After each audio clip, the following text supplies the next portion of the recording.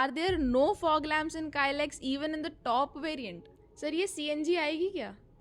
Guruji, you have driven both 3XO and Kylac. Can you please tell me which one feels better in driving and cabin space? कि ये German पैसा ऐंठते हैं consumer का। Skoda enter करने जा रहा है एक बड़े ही कॉम्पिटिटिव सेगमेंट को अपनी काइलैक के साथ।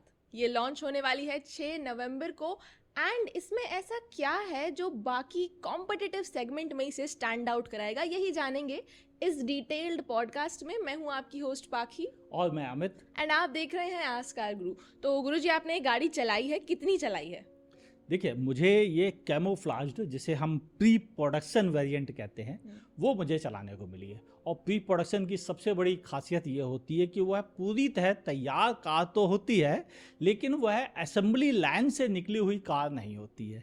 नतीजा कि वह कार में कुछ और सेटिंग भी की जा सकती हैं। तो मुझे वह कार चलाने को मिली और कंपनी ने स्पेशली इनवाइट किया था कि आप रेस ट्रैक पे चला के देखें, ख़राब रास्तों पे चला के देखें और गो कार्टिंग ट्रैक पे चला के देखें। तो हमने तीनों पे उसका एक्सपीरियंस लिया, आगे की सीट पर, पीछे की सीट पर, और फिर उसके बाद कंपनी को कुछ सजेशंस भी दिए कि ये चीज़ें और अगर ठीक कर सकते हैं तो कर लीजिए, वगैरह वगैरह। ये सब चीज़ें उन्होंने मुझसे करवाई और ओवरऑल मेरा एक्सपीरियंस अच्छा था। मुझे कार के साथ जैसी उम्मीदें थी बिल्कुल वैसा ही रहा। और अगर आप खुल के बात करें तो देखने में तो मुझे ज़्यादा अच्छी लगी, क्योंकि जहाँ भी हमने ये गाड़ी देखी है हर जगह कैमोफ्लेज थी, तो हमें लुक्स का कुछ इतना अंदाज़ा नहीं हुआ है। स्पेसिफिकली बस उसका अंदाज़ा हुआ है जो स्कॉडा ने अपनी सिग्नेचर ग्रिल हरवा रखी है वो रखी है, और हमें बस थोड़ी DRLs, फॉग लैम्प्स और टेल लाइट्स देखने को मिली है। उसके अलावा हमें क्या क्या मिल रहा है? देखिए, अगर आप ध्यान से बाहर से देखें तो गाड़ी को पहले अगर कैमोफ्लाज्ड में हमें ये आइडिया नहीं लगता कितनी ऊंचाई है, कितनी नीचाई है, कितनी चौड़ी है, कितनी पतली है। तो अगर वो अंदाजे की बात की जाए तो ये थोड़ी ऊंची सी है। मतलब कुशाक के कंपेरिजन में अगर देखा जाए तो इसे ऊंचाई दी गई है ताकि थोड़ी सी बॉक्सी लगे, जैसा इंडियंस को पसंद आता है। इसके अलावा कंपनी ने कोशिश की है कि थोड़ी ऐसा इंतजाम किया जाए कि बूट में ज़्यादा जगह मिल जाए, क्योंकि इंडियंस को बूट बहुत पसंद है, क्योंकि वो ट्रैवल करते हैं। और जब हाईवे के लिए ओरिएंटेड कारें होती हैं, ऐसी कारें जिन्हें हाईवे पे पसंद किया जाता, तो बूट भी चाहिए, क्योंकि बगैर बूट के हाईवे कैसे ही आदमी यूज करेगा। तो उस पॉइंट को भी ध्यान में रखा गया है। व्हील बेस बड़ा है, 2566 mm अच्छा व्हील बेस है। 189 mm का ग्राउंड क्लियरेंस है जो बहुत अच्छा है। और अभी यह क्लियर नहीं है कि सामने LED लाइटिंग है या नॉर्मल हैलोजन है, क्योंकि उन्होंने उसे जला कर इस्तेमाल करने की इजाज़त नहीं दी थी, तो वो मैं नहीं कह पा रहा हूँ। हाँ, फॉग लैम्प वगैरह नहीं है। और अराउंड व्यू कैमरा में मुझे मिसिंग लगा। ग्रिल सिग्नेचर स्टाइल है, लेकिन पहली बार स्कोडा का लोगो नहीं आएगा इसमें स्कोडा SKODA ऐसे लेटर्स में लिख के देगा। पहली बार इंडियन मार्केट में, हमेशा स्कोडा अपना एक लोगो देता था, वो इस बार मिसिंग होगा। हालांकि उन्होंने जगह जानबूझ के छिपाई थी, वहाँ पर ऐसा आने का पूरा अनुमान है। 17 इंच के व्हील्स, मेरे अंदाज ये भी एक अच्छा साइन है। और हालांकि व्हील्स बदल जाएंगे जो कैमोफ्लेज में मैंने आपको दिखाए हैं, उससे डिजाइन उन व्हील्स की काफी अच्छी थी। ब्लैक्ड आउट काफी अच्छा लग रहा था। वो ब्लैक्ड आउट मिलेंगे या फिर चेंज होके मिलेंगे? चेंज होगा, वो जानबूझ के ऐसा रखा गया है ताकि आप अभी एज्यूम ना कर पाएँ कि वो क्या देने वाले हैं। और होपफुली डिजाइन भी थोड़ा सा बदलेगा। ब्लैक्ड आउट तो नहीं होंगे, डायमंड कट होंगे, वो डुअल टोन होंगे ताकि लोगों को पसंद आए। तो ये बाहर से होगा। और सबसे अच्छी चीज़ है ये ग्लास एरिया भी ठीक था। पीछे के ग्लास का मैं ज़्यादा वो नहीं दे पाऊंगा क्योंकि उन्होंने से ब्लैक्ड आउट का रखा था। तो जो थोड़ा सा मुझे व्यू मिल रहा था वो सामने के ग्लास और ड्राइवर साइड के ग्लास सही मिल रहा था। मुझे पीछे के ग्लास बंद थे और पैसेंजर साइड जो पीछे वाली सीट पे बैठते उनके भी ग्लास बंद कर रखे थे ताकि आप ये ना देख पाए कि कितना बड़ा शीशा वगैरह है। लेकिन हाथ से तो आइडिया लग ही गया था कितनी जगह है। सबसे अच्छी चीज़ है हेडरूम बहुत अच्छा मिल रहा है भीतर हिस्से में, ये एक बड़ी चीज़ है। कंपनी का कहना है उन्होंने बूट बहुत दिया है, तो वो बूट हम देखेंगे। उन्होंने बूट के लिए थोड़ी चालबाजी भी की है। अगर मैं आपके साथ शेयर करूं कि उन्होंने सीट्स को जो रिक्लाइन करने की जगह थोड़ी सी स्ट्रेट कर दी है ताकि पीछे का हिस्सा और आगे आ जाए तो और जगह बूट में मिल जाए। ये उन्होंने थोड़ी चालबाजी की है। तो इससे जो लोग सोते हुए चलते हैं उनको थोड़ी सी निराशा होगी। और बाकी सभी अच्छी चीज़ें हैं। पीछे 2 USB पोर्ट है टाइप C में। इसके अलावा पैसेंजर साइड, मतलब ड्राइवर तो पावर सीट्स मिल रही हैं, पैसेंजर साइड भी पावर्ड सीट मिल रही है जो पहली बार हो रहा है। सेगमेंट में वेंटिलेटेड सीट्स मिल रही हैं और वही 2 वेंटिलेशन सेटअप है, क्लाइमेट कंट्रोल मिल रहा है भीतर, और स्कोडा की सिग्नेचर स्टाइल स्टीयरिंग व्हील मिल रही है, और इसके अलावा आपको बड़ा म्यूजिक सिस्टम है, हालांकि उन्होंने ढाक रखा था लेकिन वो पता तो चल ही रहा था कितना बड़ा। इंफोटेनमेंट का आइडिया हुआ कुछ? हाँ वही है कितना जो बड़ा जो उनका 10 infotainment इंच है? वाला टॉप एंड में और लोअर वेरिएंट में एक 8 इंच का होगा, ये है। और बाकी ऐसी कोई खास चीज़ नहीं, संदूफ है एक छोटी वाली, बड़ी संदूफ नहीं कोई, लेकिन छोटी संदूफ है। टॉप एंड में भी छोटी सनरूफ है? हाँ, टॉप एंड में भी छोटी संदूफ है, हालांकि अभी हाल में टॉप एंड में बड़ी संदूफ आना शुरू हुई हैं, XUV3 एक्सो से आना शुरू हुआ है। इसके अलावा अगर हम देखें तो अभी हाल में नेक्सॉन ने अपनी रेड डार्क एडिशन और CNG में दिया है पैनोरामिक, बाकी सब में अभी भी नहीं आते हैं, अभी आने शुरू हो जाएंगे शायद इसी महीने से, तब की बात अलग है। म्यूजिक सेटअप वगैरह? म्यूजिक स्कोडा का जो म्यूजिक एक्सपीरियंस था उसमें कोई मतलब डिज़ाइन नहीं बताते, वो सॉरी ब्रांड नहीं बताते हैं कि हमने इस कंपनी के स्पीकर्स लगाए हैं, निप्पॉन है कि JBL है कि हरमन है कि कोई सैमसंग है कि सोनी है, वो ये बताते नहीं हैं कभी। तो वहाँ यहाँ भी ऐसे ही है, उन्होंने कुछ बताया नहीं है कि ये किसके म्यूजिक सिस्टम रहेंगे, लेकिन हमें चलाने का मौका मिला नहीं। लेकिन जो म्यूजिक सिस्टम है, जो स्पीकर का सेटअप है, वो वही वाला है जो कुशाक में है, तो हम ये एज्यूम करके बैठते हैं कि कुशाक में जैसी आवाज़ मिलती थी बस वैसी ही आवाज़ हमें म्यूजिक सिस्टम से इसमें भी देखने को मिलेगी। तो स्पेस का आपने बता दिया, सीट्स कंफर्टेबल हैं, काम चलाऊ हैं या अच्छी हैं? सीट्स कंफर्टेबल हैं। वैसे भी स्कोडा ने कभी सीट्स खराब नहीं दी इंडस्ट्री में, तो उनकी सीट्स हमेशा ठीक ठीक थी, मतलब बहुत ज़्यादा ओवर बॉस्टिंग नहीं, बहुत ज़्यादा ओवर अंडर थाई सपोर्ट नहीं, ना ही बहुत कम, तो वो मेरी जैसी बॉडी के लिए बिल्कुल परफेक्ट थी, कोई शिकायत नहीं उसको लेके। और अगर मैं सीधे सच्चे शब्दों में कहूँ तो सीट्स अच्छी हैं, इंटीरियर अच्छा है, हेडरूम अच्छा है, लेग रूम भी अच्छा है, पीछे की सीट पर भी अच्छा है, उसको लेकर भी शिकायत नहीं, अंडर थाई सपोर्ट भी काफ़ी अच्छा है पीछे की सीटों पे।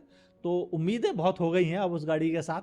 अब प्राइसिंग और देखते हैं, क्योंकि वही कुछ चीज़ें बची हैं जो स्कोडा को तय करना है। तो आपने मैनुअल चलाई थी या ऑटोमेटिक? मैंने दोनों चलाई हैं। अच्छा, तो पहले मैनुअल से स्टार्ट करते हैं, मैनुअल का फीडबैक आप एक बार दे दीजिए। मैनुअल में जो कुशाक में कमियां थी 1 लीटर इंजन के साथ अगर मैं कहूं तो वो कमियां, सबसे बड़ी कमी तो थी उसका क्लच काफ़ी डीप था, थोड़ा हार्ड था, और हैवी ट्रैफिक में जो दिल्ली में होता है ना कि चढ़ाई पे या कहीं भी बहुत ट्रैफिक होता है, 4-4, 6-6 इंच आगे बढ़ते हैं लोग, तो वहाँ क्लच बार बार छोड़ना तकलीफ दे होता था कुशाक में। वो यहाँ पे थोड़ा सा कम तकलीफ दे होगा, बस इतना, इससे ज़्यादा अंतर नहीं। ये नहीं कि तकलीफ नहीं होगी, मज़ेदार मक्खन होगा, तो ऐसा नहीं है, अभी भी उस थोड़ा से हार्डनेस है उसमें, लेकिन फिर भी काफ़ी ठीक रहेगा। हाईवे पे तो मज़ेदार रहेगा, कोई दिक्कत नहीं आएगी मैनुअल के साथ में।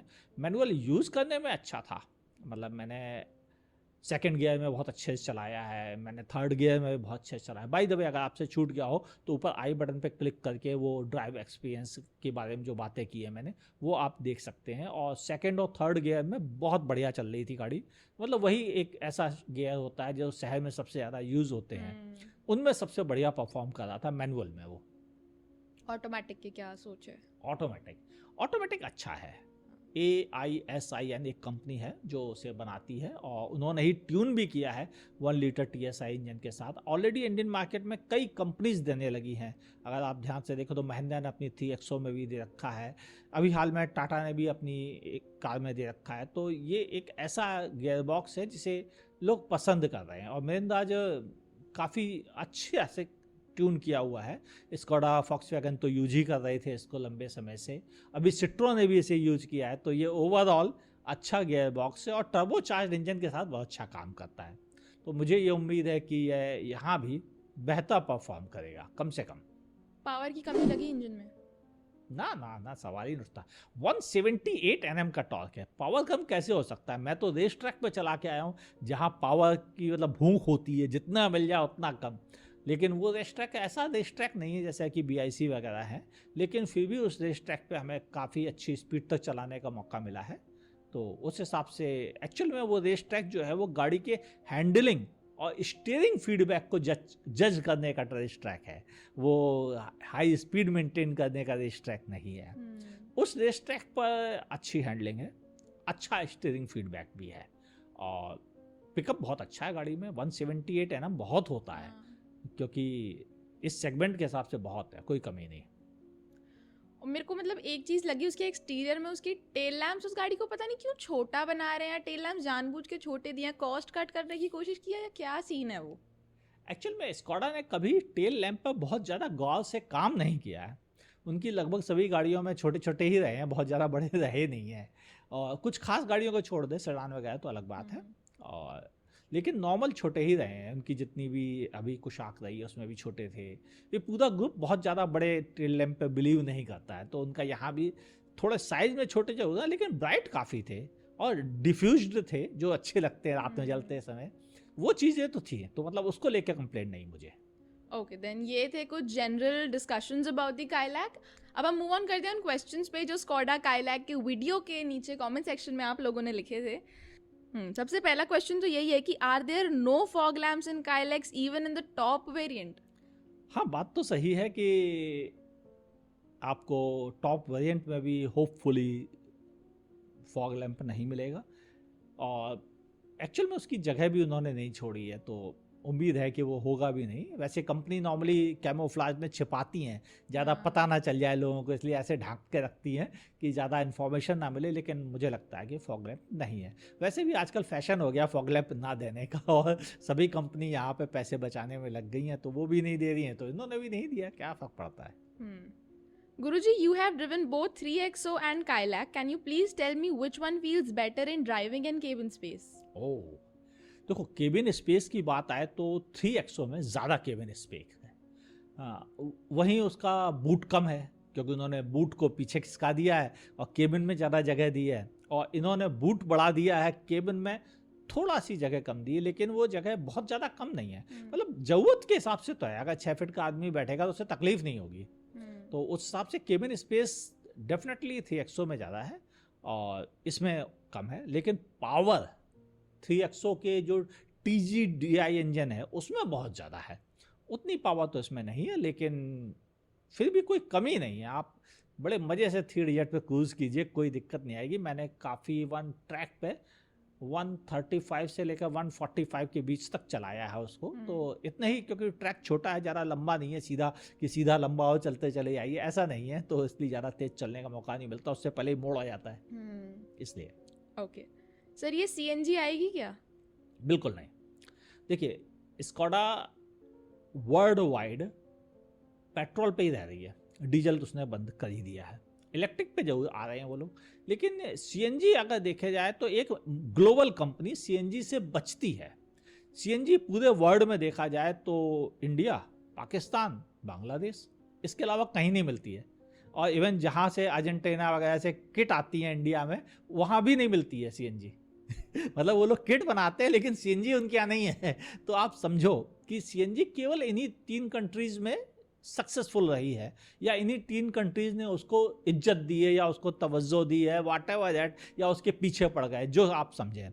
बाकी कंट्रीज में नहीं है। तो इसलिए बाकी कंट्रीज वाली जो कारें हैं उनमें आपको CNG के ऑप्शंस भी कम मिलते हैं। जैसे कोई भी चाइनीज़ ब्रांड CNG के बारे में सोच भी नहीं सकता है, तो वैसे ही कोई भी यूरोपियन ब्रांड CNG के बारे में नहीं सोचता है।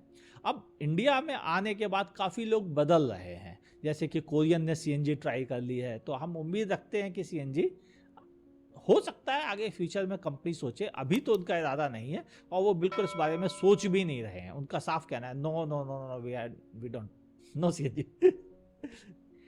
ओके सर, इस गाड़ी में मेंटेनेंस लगभग कितना आएगा? स्पेयर्स महंगे हैं क्या?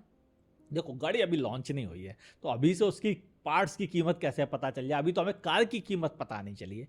ये वो सच्चाई है जिसे हमें एक्सेप्ट करना चाहिए। हाँ, हम चाहते हैं कि सब कुछ हमें पहले से पता चल जाए, लेकिन ऐसा होता नहीं है। हर चीज़ समय आने पर ही पता चलती है। जब गाड़ियाँ सर्विस सेंटर जाएंगी तब पता चलेगा इसकी हेडलाइट की कीमत क्या है, इसकी टेल लाइट की कीमत क्या है, इसकी बम्पर की कीमत क्या है, इसका दरवाज़ा कितना महंगा है, सनरूफ की रिपेयरिंग कॉस्ट क्या है।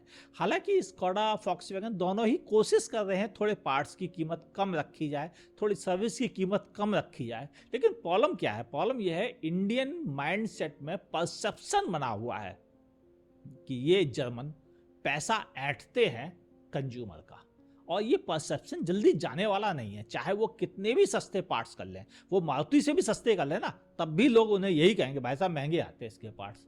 वो मानने को तैयार नहीं होंगे कि कोई उससे सस्ता बेच सकता है। ऐसा पहले भी हुआ है फोर्ड के साथ। फोर्ड के पार्ट्स मारुति के पार्ट्सों से सस्ते होते थे, लेकिन कोई मानने को तैयार नहीं था, सब कहते थे महंगे हैं। वो खरीद के लाने के बाद भी उसे भरोसा नहीं होता था कि यार मेरी मारुति आल्टो में इतना पार्ट सस्ता पार्ट था और मैं यहाँ फ्री स्टाइल में भी उतने का ही पार्ट्स है, कोई बड़ी गाड़ी है। तो बस वैसे ही स्कोडा के साथ भी, हालांकि स्कोडा के पार्ट्स अभी तक तो महंगे ही रहे हैं, लेकिन वो कह रहे हैं कि हम सस्ते रखेंगे, तो हम भरोसा करते हैं। जब आदमी अपने मुंह से कह रहा है कि हम सस्ते रखेंगे, तो चलो देखते हैं। What will be the mileage? ओहो, देखो माइलेज को अभी परखना उस ट्रैक पे मुश्किल था, लेकिन हमें जो समझ में आ रहा था कि ये कैसा माइलेज देगा, कुशाक से 1 किलोमीटर पर लीटर ज़्यादा मिलेगा 1 लीटर वाली कुशाक से, और इतनी ही उम्मीद है, इससे ज़्यादा की उम्मीद मत रखिए। ये गाड़ी थोड़ी छोटी है, थोड़ी हल्की है, तो डेफिनेटली एवरेज ज़्यादा मिलेगा, लेकिन वो 1 किलोमीटर, अगर आपको ने कुशाक चलाई है तो आपको आइडिया मिल जाएगा। नहीं तो मेरा अनुमान ये है कि सिटी में 10 से लेकर 13 किलोमीटर, 10 to 13, और हाईवे पे ये आपको 17-19 के बीच में फ्यूल इफिशिएंसी दे देगा, अगर आप अच्छे से चलाते हैं। क्योंकि देखो स्कोडा की गाड़ियों को लोग स्लो नहीं चलाते हैं, वो हमेशा तेज़ी चलाते हैं, क्योंकि उन्हें पता है उनके हाथ में कंट्रोल अच्छा है, स्टीयरिंग अच्छी है, तो आप उनसे उम्मीद नहीं रखते कि वो 70 की स्पीड पे चल के एवरेज निकालेंगे। वो खरीदने वाला कस्टमर पहले से ही दिमाग में बैठा है, भाई साहब मैंने गाड़ी मज़े करने के लिए ली है, तो मैं मज़े से चलाऊंगा, वो 120 पे चलाएगा, तो 120 पे एवरेज तो आता नहीं है, तो वो उसको नहीं मिलेगा, भले वो कितनी भी बुराइयां करे। ये सच्चाई है। बाकी जिस तरह से बाकी कार कंपनीज की कारों को लोग 70, 80, 90 चलाते हैं, स्कोडा वाले हमेशा तेज चलते हैं, क्योंकि उनकी गाड़ी अच्छी कंट्रोल में चलती है, और शायद यही रीजन है कि ज़्यादा तेज चलने की वजह से उनको एवरेज नहीं मिलता। अगर वो भी 70-80 चलेंगे तो ये भी आपको 20 दे देगी बड़े आराम से, कोई डरने की जरूरत नहीं, 20-21 मिल जाएगा। लेकिन बस सच वही है कि मारुति की तरह चलना पड़ेगा। ये कुछ जनरल कॉमन क्वेश्चंस थे अबाउट द काइलैक। अब करते हैं मेन बात, कितने की आएगी और कितने की आनी चाहिए। आप अपना एक बार ओपिनियन शेयर करिए, कितने की आनी चाहिए और कितने की स्कोडा रखेगी। देखो आनी चाहिए तो मैं तो कहूँगा 1 लाख रुपए से शुरू कर दे। जोक है, ये सच बात है, क्योंकि कस्टमर तो चाहेगा सस्ते सस्ती हो, और मैं भी कस्टमर ही हूँ, तो मैं भी चाहूँगा सस्ते सस्ती हो। लेकिन जैसा अनुमान है मुझे कि स्कोडा टर्बोचार्ज इंजन दे रहा है, ऊपर से अच्छा इंजन दे रहा है, गाड़ी भी अच्छी है, फीचर रिच भी है, बिल्ट भी उसकी काफ़ी बेहतर है, सेगमेंट में अच्छी बिल्ट मानी जाएगी उसकी। तो उन सबको देखते हुए मुझे उम्मीद है कि ये लगभग 799 या 849 से कार की कीमत की शुरुआत करेंगे, और टॉप लेके जाएंगे ये 1349 तक, ऐसा अनुमान है मुझे। और शुरुआत के वेरिएंट मैनुअल में ही आएंगे, टॉप के 2 या 3 वेरिएंट हो सकते हैं, मुझे 2 की उम्मीद ज़्यादा है, जो ऑटोमेटिक के साथ आएंगे। और वैसे भी स्कोडा फॉक्सवैगन के कस्टमर अधिकतर थोड़ा टॉप के वेरिएंट लेता है और ऑटोमेटिक ज़्यादा खरीदता है, क्योंकि उनके ऑटोमेटिक अच्छे होते हैं। अगर स्कोडा खरीद के भी मैनुअल खरीदी तो क्या खरीदी, तो ये सोच के कस्टमर खरीदते हैं। और शायद यही रीज़न है कि स्कोडा फॉक्सवैगन के कारों के ऑटोमेटिक 70% बिकते हैं, मैनुअल केवल 30% बिकते हैं। जबकि मारुति, हुंडई, इन सब में क्या होता है, टाटा में क्या होता है, महिंद्रा में क्या होता है, वहाँ 80% से ज़्यादा मैनुअल बिकती हैं, जबकि यहाँ उल्टा है।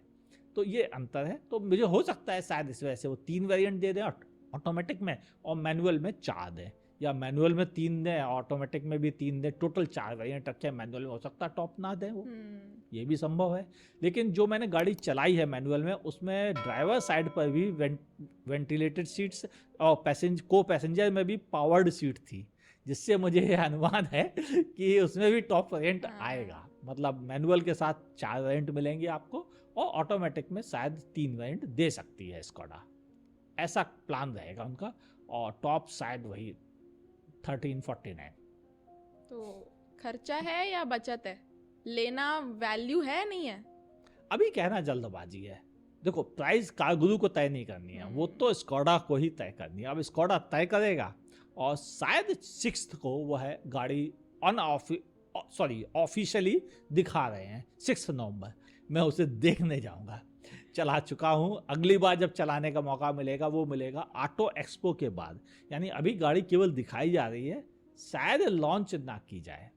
और गाड़ी दिखा दी जाए, बुकिंग स्टार्ट हो जाएंगी शायद तब से, और बुकिंग स्टार्ट हो सकती है। प्राइस अनाउंस करेगी कंपनी, नहीं करेगी, ये भी कहना थोड़ा जल्दबाजी है। लेकिन मैं उम्मीद रखता हूँ कि प्राइस भी अनाउंस कर दें और बुकिंग भी स्टार्ट करें तो अच्छा रहेगा, और शायद डिलीवरी वो जनवरी लास्ट से करेंगे, ऐसा अनुमान लगभग है। सारी बातें हो गई इस पॉडकास्ट में। सेफ्टी बच रही है, सेफ्टी का क्या कहना है? देखो, स्कोडा के साथ सेफ्टी में कौन डरा आज तक? सबको पता है उनकी गाड़ियाँ सेफ होती हैं, सॉलिड होती हैं, अच्छी बिल्ट के साथ बनी होती हैं, उनका फ्रेम मजबूत होता है जिससे कि क्रैश टेस्ट रेटिंग आती है। ऊपर से गाड़ी ओवरऑल भी बड़ी अच्छी लग रही है, और मुझे मालूम है कि ये गाड़ी अच्छे क्रैश टेस्ट रेटिंग भी लेके आएगी। 6 एयर बैग स्टैंडर्ड है, ABS, EBD, electronic stability program जैसे फीचर्स भी मिल रहे हैं, तो कोई कंप्लेंट नहीं है कि सेफ्टी को लेकर डाउट किया जाए, मेरे अंदाज तो नहीं किया जाए उस पर। ओके, तो ये पॉडकास्ट डिटेल था अबाउट द स्कोडा काइलैक। अभी भी अगर आपके कुछ क्वेश्चंस हैं तो इस वीडियो के कमेंट सेक्शन में आप लिख सकते हैं, एंड गुरुजी उसका 1 घंटे में लगभग रिप्लाई कर देते हैं ना? हाँ, अगर आप सवाल तुरंत लिखते हैं, वीडियो पब्लिश हुआ, आपने सवाल लिखा, तो रिप्लाई आपको मिल जाएगा। और अगर आप लेट हो गए तो हम भी हो सकता है दूसरे कामों में उलझ जाए, तब माफ़ कर दीजिएगा। तो अगर आप हमें फेसबुक पे देख रहे हैं, हमारे पेज को लाइक करें, फॉलो करना ना भूलें। यूट्यूब पर देख रहे हैं तो लाइक, कमेंट, शेयर और सब्सक्राइब करने के साथ साथ बगल में दी हुई नोटिफिकेशन बेल दबाना अनिवार्य है। और देखते रहें आस्कार गुरु।